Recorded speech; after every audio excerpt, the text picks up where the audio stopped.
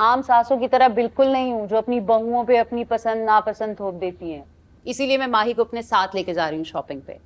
सारी बरी की शॉपिंग वो अपनी मर्जी से करेगी। ड्राइवर के साथ जाओगी? हाँ, अभी तो मैं ड्राइवर के साथ ही जा रही हूँ। उमर ऑफिस में है ना, वो हमें मॉल में ज्वाइन कर लेगा। वैसे अम्मी, किशमिश को तो आपने चंद हजार रुपए देके टरखा दिया था। बरी का सूट भी उसने अपनी ही जेब से खरीदा था।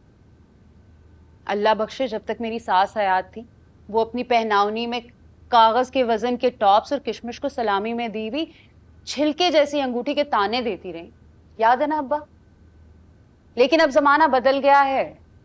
भाभी बेगम और भाई मियां से कहिएगा कि उमर की शॉपिंग में कोई कसर नहीं छोड़नी, कहीं कंजूसी नहीं करनी। ये ना हो 1-2 लाख हाथ में पकड़ा के जान छुड़ा ले। दुल्हन का तो फिर भी सामान सस्ते में आता है, दूल्हे की तो शेरवानी ही 2-3 लाख से कम में नहीं बनती।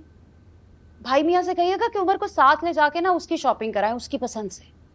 खुदा का खौफ करो सलीका, 2 तोले के टॉप्स और अंगूठी दी थी मैंने तुम्हारी सास को, और वो जलाल की अंगूठी जिसे तुम छिलका कह रही हो, कभी उसका जाके वजन करवा के देखो कि वो कितने तोले की थी। जो भी है, मेरे इकलौते बेटे की शादी है। किशमिश के साथ आपने जो भी किया सो किया, लेकिन उमर को दामाद वाली इज्जत दिलाइएगा।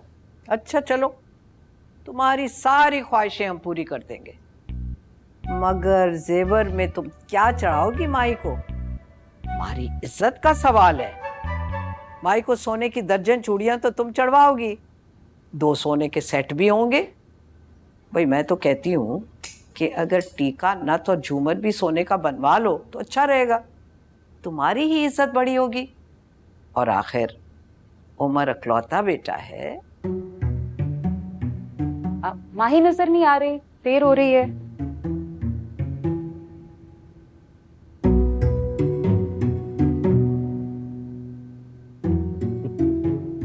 दामन पे कोई छींट न खंजर पे कोई दाव। तुम कत्ल करो हो कि करामात करो हो। ए हटे।